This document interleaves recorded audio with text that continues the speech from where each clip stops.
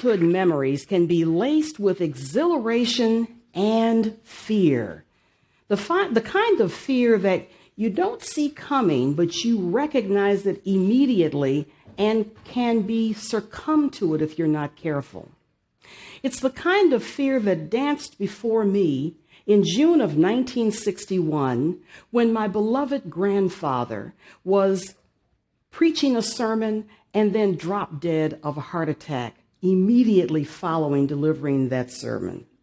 For me, he was Papa. To my brother, he was the love of our lives. To my beloved grandmother, who had been married to him for many, many years, the same. And to my mother and my father as well, he was delightful. But to many in Detroit, he was Reverend James Arminius Charleston, the beloved senior pastor of St. Paul African Methodist Episcopal Church. His death was so significant that it was announced at a Tiger baseball game in Detroit. I think about that because that was me as a 7-year-old, early adopter in terms of recognizing fear and having to manage the kind of fear that I was going to experience throughout my life. I moved on, I went on to school, and I thought I was going to be married forever. Well, my grandparents had been married, and I thought the same would happen to me. But lo and behold, no, it didn't happen that way. I ended up facing a divorce with 3 children to feed on an entrepreneurial salary. Well, I moved on, and I got my own apartment. I learned how to pay rent, pay all those bills, and I didn't have enough money for a refrigerator. So I learned to go to the grocery store and stock up every other day so that my kids would eat and they would move on and take care of their school responsibilities, and I'd save up for that refrigerator. Fear every single day. The reason why a lot of women stay in marriages because of the fear of being on their own and managing their own lives and their own finances. I know that firsthand. Well, fortunately, I had delightful friends who felt for me. I reached out to them, and they had an extra refrigerator in their vacant apartment that they gave me. Oh, I was so grateful so that I could move on and take care of my responsibilities and my family. We just move on in life. I'm operating as an entrepreneur, not seeing another kind of fear hit me between the eyes. It was when my 17-year-old son, twin brother of Michelle, younger brother of Lorna, the love of our lives, was killed in a single occupant car crash 6 days after graduating from Milton High School in Milton, Massachusetts. If you are a parent, this is something you don't ever want to experience. Yet it was on my shoulders, and that fear once again became magnified and had to be contained. His twin sister, his older sister, the impact of it. He had a full scholarship to Morehouse College, a full academic scholarship. He was going to be in school right next to his sister, his older sister, who was finishing up at Spelman College. His twin sister had been accepted to Tuskegee University, nearby college in Alabama. So they were going to be down in the southern part of our country together. So I thought. Things changed, plans changed, and the fear was gripping until I got control of it and learned how to manage it.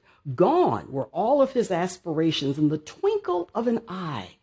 Gone, law school, all those things that were going to take place following his education. And the impact that it had on his twin sister, on his older sister, on his father, on his stepmother, on grandparents, on aunts and uncles, and everybody and all those friends who knew Mikey, the co-captain of the Milton High School Wildcats. Well, you somehow suck it up and you move on. You face your fear and you move on, as I've had to do, not just with personal experiences, but definitely with the rigors of business, being in business for 32 years at this point. Looking pretty good, but still. 32 years, yes. Dealing with the subject of diversity, multiculturalism, and inclusion. Explosive topics. 7 million people on the planet, 300,000+ here in the United States. Everybody has an opinion about diversity and multiculturalism. Working with large and small companies, big and small, people who don't want to talk about it, people who look at it as a pariah, all of these people working together. Fear creeping in. And sometimes, if you're not careful, fear can be weaponized and used in terms of misinformation and used against immigrants and other groups within our society. I have 2 sons in love, both immigrants, born outside of the United States and both American citizens. When I think about what they've done to improve themselves and to move on here in this country, and all of the other immigrants who want to come in and those who want to stay, and how fear is being weaponized against them, it is sinful in terms of how we can take fear and use it in that way. Attacks also on race and gender and sexual orientation and gender identity or gender expression and all the other categories of diversity also, if you're not careful, can be weaponized in terms of fear. Well, I look to those who came before me. I look to my parents, my grandparents. I look to my brother and other people in my family. But I also look to friends and beloved friends like this woman, Juanita Jones Abernathy. You may not know who she is, but she was my friend for 46 years.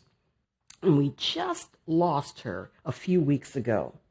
She was the beloved wife of Reverend Dr. Ralph David Abernathy, the closest associate to Reverend Dr. Martin Luther King Jr. They were best buds. They did everything together, and they made it possible for me to stand where I am today. I am so grateful that forces brought us together many years ago, and I had the good faith of meeting Juanita and meeting other women in that category, and we bonded and stuck together through all these years. I spoke at her funeral a few weeks ago with dignitaries and public officials and so many others. But I think about Juanita and Ralph and Martin and Coretta and all of the freedom fighters of the civil rights era. You see, Juanita was the orchestrator, the business head of the Montgomery bus boycott. She actually created the business plan for that 381-day experience that launched what is now known as the civil rights movement. I think about the death threats that she received. Her house was bombed. Her husband was hauled off and taken off into jail 44 times so that people could be free in this country. They put fear aside.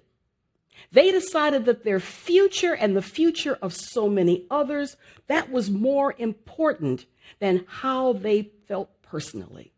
And so when I think about myself and the fears that I may have, I have to look to my dear friend Juanita and so many others in terms of how they have collectively left a legacy so that we can minimize fear. I've brought her up to many of my events, and she's just a delightful now legacy for us to remember. Well, fear, if you're not careful, can creep in. It can be used for the positive, for the good, but so often it will creep in when you least expect it. From a political point of view, unfortunately, we see it an awful lot now, where people use misinformation. They target individuals. They impact people in a way, and they generate that fear over and over again so that people become absolutely afraid of the other. And in many cases, too, from a financial perspective, if someone is trying to start an initiative like a diversity initiative, a multicultural initiative, they'll say, oh no, things are fine. No, we don't need to do anything. We don't have the budget for it. I hear that an awful lot.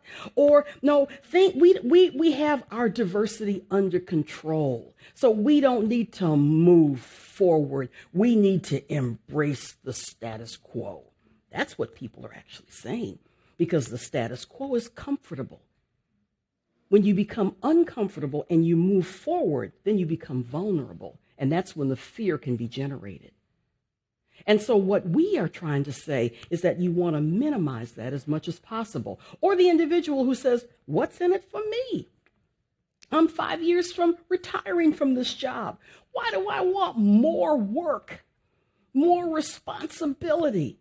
Why do I want to jeopardize my position when we know that they're having layoffs in my organization? I don't want to rock the boat. And that fear just anchors you in the status quo.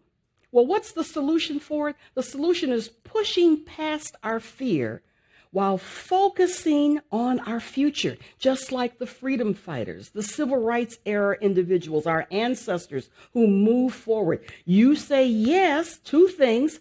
You say and you acknowledge the fear, but you don't let it consume you.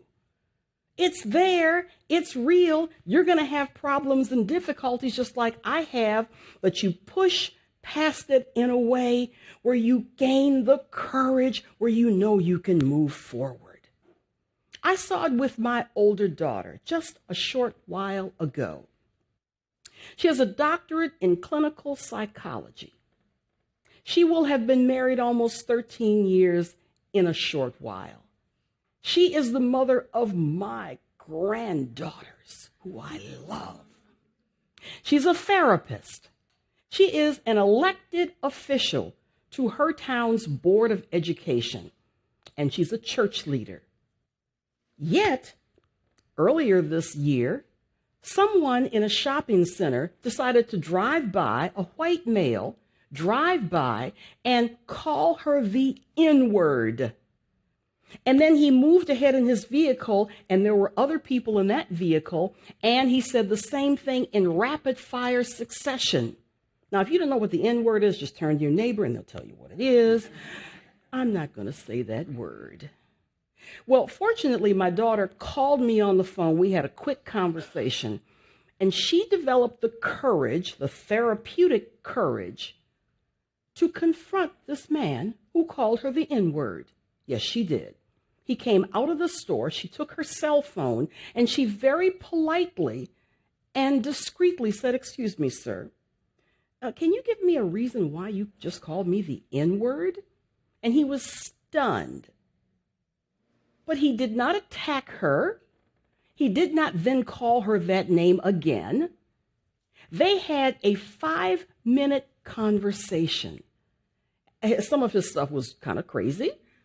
And he talked about an official who was born in a crazy country that didn't make any sense at all. He said all that, but he apologized to her 3 times in the space of 5 minutes. Now, what you're seeing here is what happened to be the video that was blurred out. She decided to do that. She uploaded that to her social media platform and got an array of comments that were made. But my daughter decided to take matters into her own hands. She said, enough of this. This doesn't make any sense. And I am going to have a conversation with someone who, for whatever reason, doesn't like me. And then ultimately, she pushed fear beside her, and he apologized 3 times.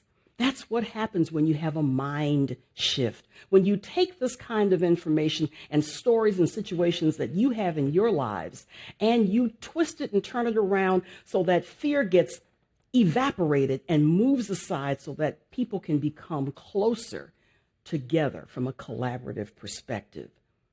Another way that you can operate like this in terms of this mind shift is through travel.